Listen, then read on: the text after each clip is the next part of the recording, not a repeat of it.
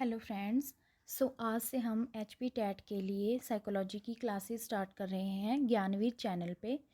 आज हमारी साइको की फ़र्स्ट क्लास रहेगी एंड इसमें आपको साइकोलॉजी के पहले बेसिक टॉपिक करवाए जाएंगे और उसके बाद हम आपको कॉम्प्लेक्स टॉपिक करवाएंगे एंड आपको इसमें प्रीवियस ईयर क्वेश्चंस भी करवाए जाएंगे साथ साथ में टॉपिक के साथ में ही।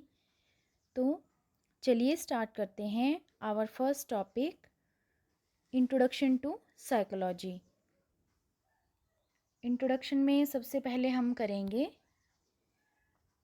साइकोलॉजी की हिस्ट्री। ठीक है, साइकोलॉजी कहाँ से ओरिजिनेट हुई। ठीक है, तो पहले एक सब्जेक्ट हुआ करता था दैट इज़ फिलॉसफी। सारे सब्जेक्ट्स फिलॉसफी से ही टूटकर बने हैं। For example mathematics, science, language, ये सारे कहाँ से ओरिजिनेट हुए हैं? फिलॉसफी से। ठीक है, इसी तरह से आप साइकोलॉजी का एग्जांपल ले सकते हैं। तो ये सब्जेक्ट फिलॉसफी से ही निकल कर आया है। ठीक है, तो इसकी सबसे पुरानी डेफिनेशन आती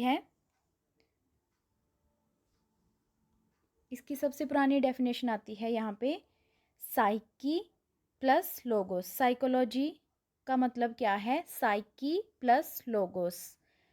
मतलब साइकी को हम क्या बोलेंगे? सोल, मन, और लोगोस को क्या बोलेंगे हम? स्टडी।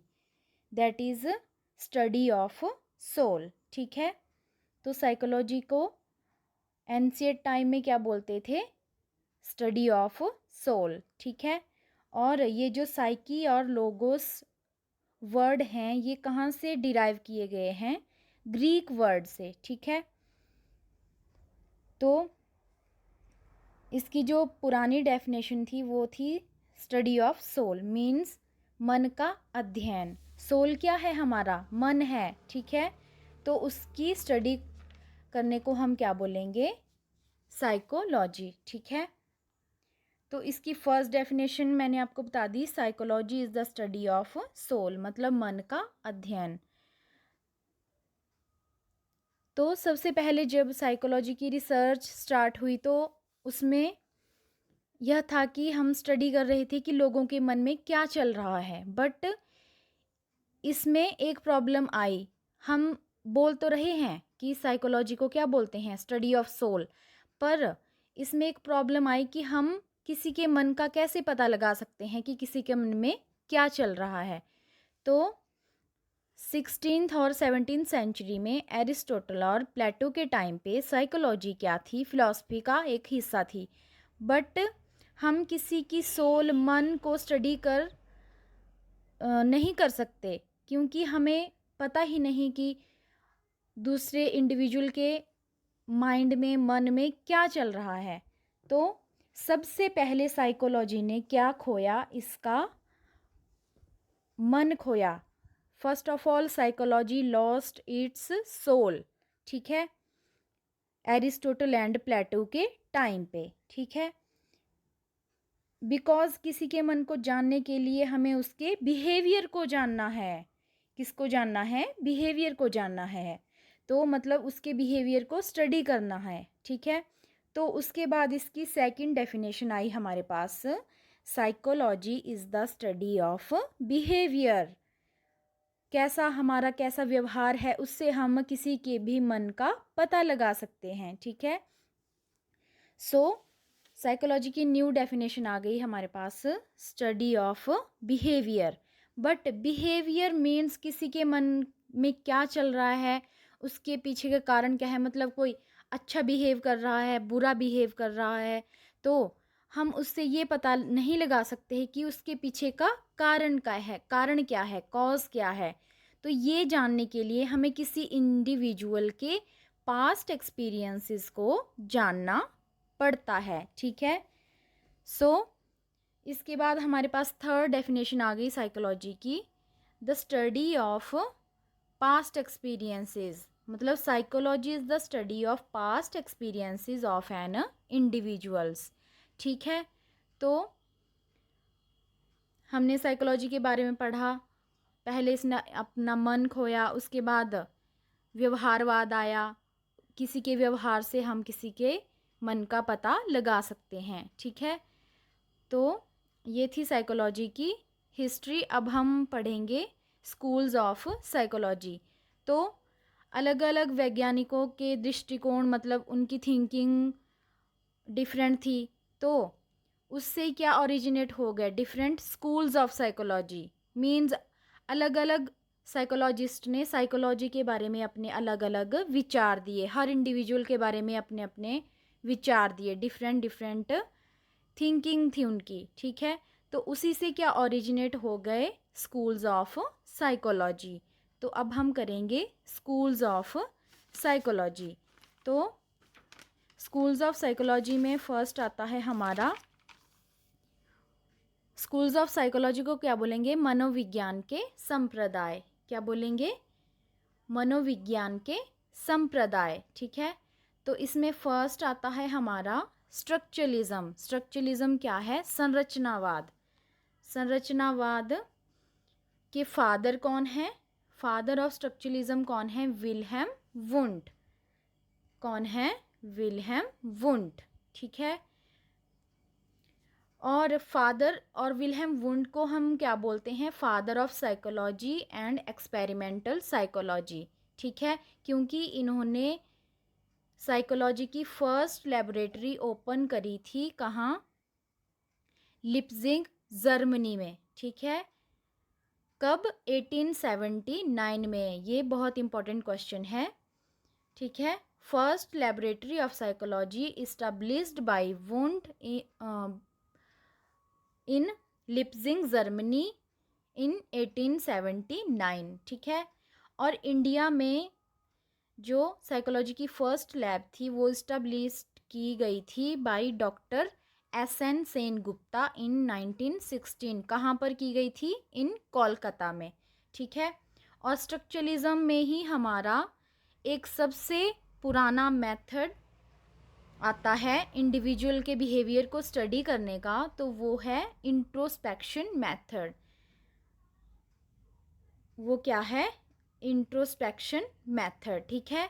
ये सबसे पुराना मेथड है और ये बहुत इम्पॉर्टेंट क्वेश्चन है, प्रीवियस ईयर क्वेश्चन है। That is the oldest method of psychology, तो वो है इंट्रोस्पेक्शन मेथड, ठीक है। सेकंड आता है हमारा फंक्शनलिज्म। फंक्शनलिज्म को क्या बोलते हैं, प्रकार्यवाद, ठीक है। इसके फादर हैं हमारे पास विलियम जेम्स। कौन है इसके फादर, विलियम जेम्स। और इन्हीं को ही हम father of American and modern psychology भी बोलते हैं, किसको, विलियम जेम्स को, ठीक है। इन्होंने एक बुक लिखी थी, principles of psychology. Principles of psychology किसने लिखी थी, विलियम जेम्स। और इन्होंने ये लिखी थी 1890 में, ठीक है। नेक्स्ट है हमारा बिहेवियरिज्म, थर्ड। बिहेवियरिज्म को बोलते हैं हम व्यवहारवाद। और ये मोस्ट रिपीटेड क्वेश्चन है बिहेवियरिज्म से कि बिहेवियरिज्म के फादर कौन हैं, तो वो हैं जे.बी. वॉटसन। कौन है, जे.बी. वॉटसन। और वॉटसन ने एक्सपेरिमेंट किया था एक लिटिल एल्बर्ट चाइल्ड पे, 11 मंथ का बेबी था एक, उसके ऊपर उसने एक्सपेरिमेंट किया था। और वाटसन की एक स्टेटमेंट है, यहाँ पे मैंने लिखी हुई है, Watson is famous for saying that he could take a dozen healthy infants and train any one of them to become any type of specialist. He might select doctor, lawyer, artist, merchant, even beggar and thief. Means इन्होंने क्या कहा कि आप मुझे दूध पीते बच्चे दे दो, इन्फेंट्स दे दो, मैं उन्हें कुछ भी बना सकता हूँ, चाहे वो चोर हो, डॉक्टर हो, साइंटिस्ट हो, भिखारी हो, कुछ भी हो, नो मैटर, उनका बैकग्राउंड मैटर नहीं करता, जीन्स मैटर नहीं करती, उनकी रेस मैटर नहीं करती, ठीक है। वो किसी भी जाति के हैं, हेरिडिटरी उनके जीन्स जो भी हैं, उनका बैकग्राउंड क्या है, गरीब है, अमीर है, उससे मुझे कोई फ़र्क नहीं पड़ता। और इन्होंने एक और बात बोली थी कि हेरिडिटी को इन्होंने बिल्कुल नकार दिया था, मतलब बिल्कुल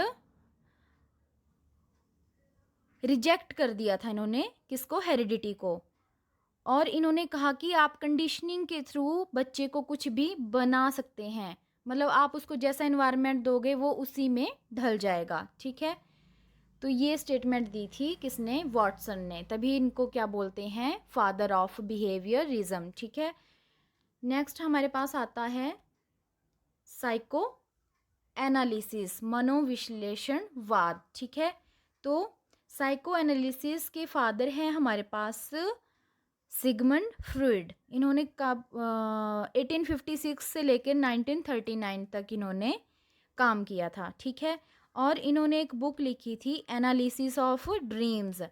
एनालिसिस ऑफ ड्रीम्स बुक किसने लिखी थी, सिगमंड फ्रॉइड ने।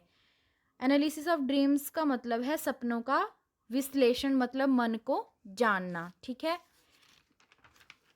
नेक्स्ट है हमारा गेस्टाल्टिज्म। गेस्टाल्टिज्म मतलब समग्र, एज अ होल, पूरा, मतलब पूरा ऑल ओवर देखना, ठीक है।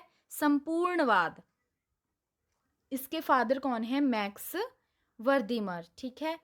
और गेस्टाल्टिज्म के फादर तो मैक्स वर्दीमर हैं, बट इनके कुछ को वर्कर्स भी थे। कौन, Kohler, Koffka and Kurt Lewin. Kohler ने एक इम्पॉर्टेंट थ्योरी दी थी, वो हम नेक्स्ट थ्योरीज वाले पोर्शन में करेंगे। कोहलर ने दी थी इनसाइट थ्योरी ऑफ लर्निंग, ठीक है। नेक्स्ट गेस्टाल्टिज्म का मतलब क्या है, गेस्टाल्टिज्म का मतलब है समग्र, पूरा, एज अ होल, मतलब पूरी रियलिटी को देखना, ठीक है। नेक्स्ट है हमारा कॉग्निटिविज्म, संज्ञानवाद। कॉग्निटिविज्म संज्ञानवाद, तो इसके फादर कौन थे, वो थे जीरोम ब्रूनर। कौन थे, जीरोम ब्रूनर। कॉग्निटिविज्म में हमारे पास जीन पियाजे की थ्योरी भी आती है, ठीक है। तो वो भी हम नेक्स्ट टॉपिक्स में करेंगे, ठीक है। सेवंथ है हमारे पास ह्यूमनिज्म, मानवतावाद।